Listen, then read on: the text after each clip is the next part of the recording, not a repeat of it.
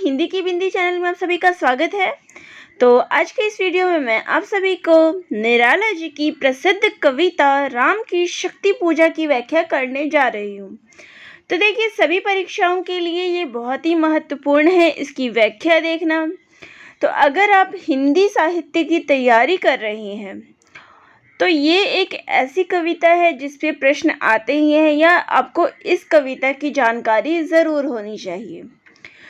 तो ये आपके यूजीसी नेट के सिलेबस में भी है, इसके अलावा आपके यूपीएचईएससी के सिलेबस में भी है। तो सभी परीक्षाओं के लिए बहुत ही महत्वपूर्ण है। आज मैं आप सभी को इसकी व्याख्या बताने जा रही हूँ। तो उससे पहले थोड़े इस कविता के बारे में कुछ महत्वपूर्ण बातें जो हैं उन पे चर्चा कर लेते हैं। तो सबसे पहले बात करते हैं इसके प्रकाशन वर्ष की। तो इसका प्रकाशन वर्ष जो है सन 1936 ईस्वी है। ये निराला जी की कविता है, ये तो आप सभी को पता ही है। इसका प्रकाशन वर्ष भी पूछते हैं तो 1936 ईस्वी। ये कविता जो है अनामिका के प्रथम संस्करण में छपा है और ये कविता जो है 312 पंक्तियों की एक लंबी कविता है। तो इसकी पंक्तियां भी देख लीजिएगा कि 312 पंक्तियों की कविता है, जिसमें निराला जी की जो स्वरचित छंद जो है शक्ति पूजा वो इसमें दी गई है। और इस कविता पर परीक्षा में अधिकतर पूछा जाता है कि राम की शक्ति पूजा पर किसका प्रभाव है। तो इसमें बंगला के कृतिवास रामायण का प्रभाव है। तो देखिए, जो भी महत्वपूर्ण चीज़ें हैं मैं आप सभी को बता रही हूँ। तो इसमें एक बंगला के जो कृतिवास रामायण है उसका प्रभाव इस कविता पर देखने को मिलता है। कविता का मुख्य विषय अगर बात की जाए तो इसमें सीता की मुक्ति की बात है और राम रावण का युद्ध नहीं है। तो ये जो है एक कथात्मक कविता है, एक कथा की तरह जो है ये कविता कही गई है और इसलिए ये संश्लिष्ट होने पर भी थोड़ी इसके जो वर्ड्स है वो मुश्किल है, लेकिन ऐसा होने पर भी ये सरल ही प्रतीत होती है। इस कविता में राम को जो है एक साधारण मनुष्य के रूप में दिखाया गया है, जो थकता भी है, टूटता भी है और उसके मन में यानी राम के मन में जय पराजय का द्वंद्व भी चलता रहता है। तो ये इस कविता की जो थी महत्वपूर्ण बातें थी। तो इसमें अगर भाषा शैली की मैं बात करूं तो ये कविता जो है भाषा शैली इसकी थोड़ी सी आपको लगेगी मुश्किल सी, लेकिन फिर भी इसमें समन्वय हम कह सकते हैं, मुश्किल और सरल दोनों ही, क्योंकि कविता कथात्मक रूप में है तो आपको इजी ही लगेगी। ये कुछ चीज़ें थी जो आपको कहनी थी। अब कविता हम प्रारंभ करते हैं, ज़्यादा इस पर नहीं बात करते हुए। शॉर्ट डिस्क्रिप्शन में आप सभी को बाद में बता दूंगी। आज मुख्य रूप से हम कविता पे चर्चा कर रहे हैं। तो चलिए पढ़ते हैं। रवि हुआ अस्त, ज्योति के पत्र पर लिखा अमर, रह गया राम रावण का अपराजय समर। आज का तीक्ष्ण शर विधृत क्षिप्र कर वेग प्रखर, शत शैल समवरण शील नील नभ गर्जित स्वर, प्रतिपल परिवर्तित व्यूह भेद कौशल समूह, राक्षस विरुद्ध प्रत्युह क्रुद्ध कपि विषमहु, विच्छ्रित वहिन राजीव नयन हत लक्ष्य बाण, लोहित लोचन रावण मद मोचन महीयान, राघव लाघव रावण वारण गत युग्म प्रहर,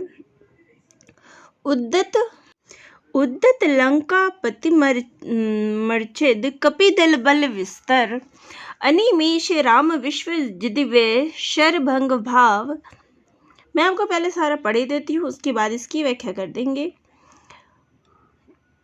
विद्वांग वध को दंड मुष्टि खर रुधिर श्राव, रावण प्रहार दुर्वार विकल वानर दल बल, मूर्छित सुग्रीवांगद विभीषण गवाक्ष गयनल, वारित सौमित्र भल्लपति अगिण मल्ल रोध, गर्जित प्रलयाब्धि शुद्ध हनुमंत केवल प्रबोध उदगिरित वहिन भीम पर्वत कपि चतु प्रहर जानकी भीरु उद आशा भर रावण संवर। चलिए पहले हम यहाँ तक पढ़ते हैं और इसकी व्याख्या हम करते हैं। तो देखिए यहाँ जो है इस पंक्ति में कवि ने जो है रावण और राम के बीच का जो द्वंद्व है, युद्ध का वर्णन है, उसका चित्रण जो है इन पंक्तियों में किया है और वही युद्ध भूमि की जो पृष्ठभूमि है उसका वर्णन किया हुआ है। रवि हुआ अस्त ज्योति के पत्र पर लिखा अमर कि दिन भर के भयानक युद्ध के अनंतर जो है शाम हो गई है, सूर्य जो है अस्त हो गया है। अस्त होते दिन के हृदय पर जैसे ज्योति के पत्र पर दिन के हृदय पर जैसे राम रावण का आज अनगणित लेकिन जो अमर इतिहास है वो लिखा रह गया। और आगे जो है युद्ध की भयानकता का वर्णन किया गया है। रह गया रावण का अपराजय, राम रावण का अपराजय समर। राम रावण दोनों पक्षों के जो योद्धा थे बड़ी तेजी से धनुषों पर जो है बाण चढ़ाकर और एक दूसरे के शत्रुओं पर चलाते थे। तो उनमें जो है बड़ी तेजी से वो लोग बाण चलाते थे। उनकी गति भी बहुत तीव्र थी, वेग प्रखर, गति बहुत तीव्रता थी। सैकड़ों भालों को भी रोक पाने की समर्थता जो है शतशैल संवर्षी की, सैकड़ों भालों को भी संभाल पाने की उनमें क्षमता न थी। मतलब उन भालों को जो है रोकने की सामर्थ्यता जो है उन बाणों में मौजूद थी। और ये सब चीज़ें नीले आकाश में उनकी जो आवाज़ होती थी वो नभ गर्जित स्वर, नीले आकाश में उनकी आवाज़ जो है वो गूंजती रहती थी। दोनों पक्ष जो है बार बार राक्षस विरुद्ध प्रतिपल परिवर्तित व्यूह, तो हर पल जो है दोनों पक्ष जो है अपने व्यूह नए नए बदलते रहते थे। भेद कौशल समूह और दोनों ओर से शत्रुओं के व्यूह और युद्ध कौशल जो है एक दूसरे को भेदते जा रहे थे। राक्षस विरुद्ध प्रत्युह, तो यहाँ है कि दोनों पक्ष जो है युद्ध कुशलता को असफल बना देने के लिए जो है यत्नशील जो है रहते थे। तो यहाँ राम की सेना बड़े तीव्र प्रहार से जो है राक्षस सेना के कौशल को भी ध्वस्त करने में लगी थी।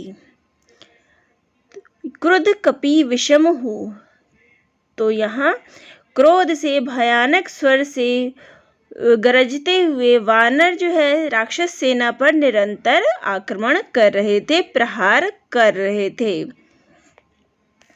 विचरित वहिन राजीव नयन, तो यहाँ है कि अपने बाणों को जो अप्रभावी निहार कमल नयन, राम की आंखें भी जो है जो कमल के समान थी उनकी आंखें, ऐसा प्रतीत होता था कि वो भी आग उगलने लगी है। तो उनकी आंखें भी ऐसी लग रही थी गुस्से से। युद्ध के समय राजीव नयन, तो ये ऐसे उगले हुए नजर थी वे रक्त नयनों से। और आगे वो जो है लोहित लोचन रावण, और वो जो आंखें जो थी वो खून से भरी हुई लाल हुई थी और ऐसा प्रतीत हो रहा था कि वह रावण के मदमोचन महियान, की रावण का जो अहंकार है उसको वो नष्ट कर देना चाहती थी। राघव लाघव रावण पर आगे बढ़कर आक्रमण करते हुए जो रावण है उसने बड़ी चतुराई से जो है जितने भी वो प्रहार या आक्रमण राम करते थे उनको वो नष्ट कर देता था। उद्धत लंकापति, तो ऐसा लग रहा था कि जो राजीव नयन कमल के समान जो राम के नेत्र है उनसे आग बरस रही है। इतना वो क्रोध है कि उनके आंखों से जो है आग बरस रही है। लेकिन यहाँ क्या था कि रावण जो है उनसे अधिक ताकतवर यहाँ हो रहा था और वो जो है वानर सेना पर निरंतर आक्रमण कर रहा था। वानर सेना भी जो है निरंतर उनके प्रहार को नष्ट कर देना चाहती थी, लेकिन जो रावण है वो बड़ी ही चतुराई से राम के प्रयासों को विफल बना रहा था। और इस प्रकार से जो है राघव लाघव रावण वानर इस प्रकार से जो है युद्ध होता रहा था। और दोपहर जो है युग्म प्रहर 2 पहर बीत गए। उद्दत लंकापति की जो दुस्साहसी रावण है उसकी तीव्रता जो है वो बढ़ गई है और वो वानर सेना की जो शक्ति है उसको वो भंग करता जा रहा है, समाप्त करता जा रहा है। उसके विस्तार को, जो वानर सेना की शक्ति है उसको वो मिट्टी में मिला रहा है। अनिमेष रावण राम विश्व जित विजय। और जो विश्व विजेता राम है उनके निशाने को भी निशाने भी जो है वो भ्रष्ट होते जा रहे हैं और वो इस चीज़ को आश्चर्यचकित भाव से देख रहे हैं। खुद को वहाँ पे वो असमर्थ महसूस कर रहे हैं। विद्वांग बद्ध कोदंड कि उनका जो दिव्य बाणों का प्रभाव है वो कैसे नष्ट होता जा रहा है। और रावण प्रहार दुर्वार, और रावण के जो तीखे प्रहार हो रहे हैं बाणों से, उनसे ऐसा लग रहा है कि राम का शरीर जो है वो बंध सा गया है और वो अपने जो उनके सैन्य शक्तियां हैं, वानर सेना है, उनकी रक्षा वो नहीं कर पा रहे हैं। और उनकी जो सैन्य शक्तियां हैं, वानर दल बल, उनकी जो सैन्य शक्तियां हैं वो छिन्न भिन्न होती जा रही है, रक्त से सनती जा रही है। रावण प्रहार दुर्वार विकल कि आज जो है रावण का प्रहार इतना कौशलपूर्ण और भयानक था कि राम के लिए उसको रोक पाना संभव नहीं हो रहा था। तो उसके परिणाम स्वरूप जो राम की वानर सेना थी, वो वानर दल बल, तो वो व्याकुल हो गई थी। और उनके जो सेनानायक थे मूर्छित सुग्रीवागद कि उनके जो सेनानायक सुग्रीव, अंगद, विभीषण, गवाक्ष, गय, नल, नील, सभी जो बलवान थे, सभी उनके रावण के जो कठिन प्रहार थे उससे मूर्छित हो गए। और लक्ष्मण जो है वारित सौमित्र, और लक्ष्मण जो है जामवन राक्षस सेना के असंख्य आघातों को रोकने का जो है प्रयास कर रहे हैं, लेकिन उनको रोक नहीं पा रहे हैं, असफल हो रहे हैं। तो ये जो है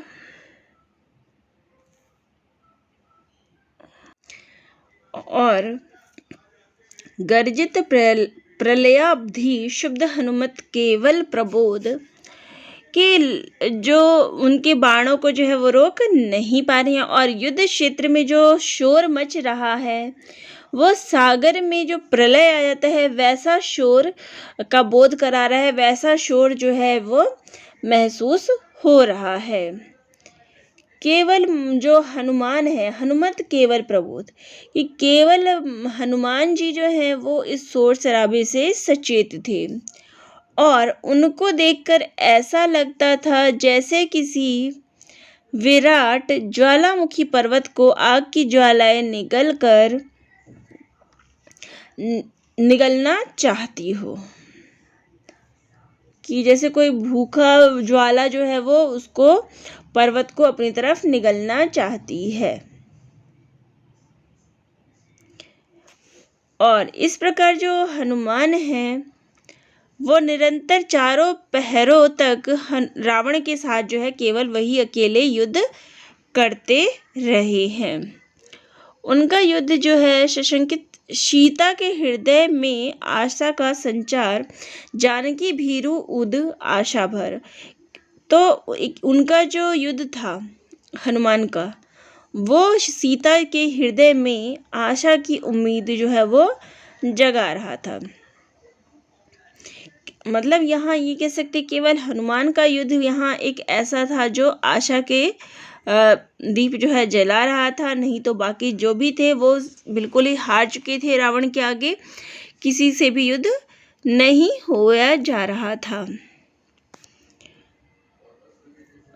तो सीता को यह आशा बनती है कि हनुमान के युद्ध से, उसके प्रयास से ही रावण की कैद से उनको मुक्ति मिलेगी। तो यहाँ जो है इस पद में हमें अलंकारों की बात कर ले, क्या क्या इसमें विशेषताएं हैं उसकी बात कर ले। तो यहाँ हमें उत्प्रेक्षा, रूपक, उपमा, अनुप्रास सभी अलंकार देखने को मिलते हैं।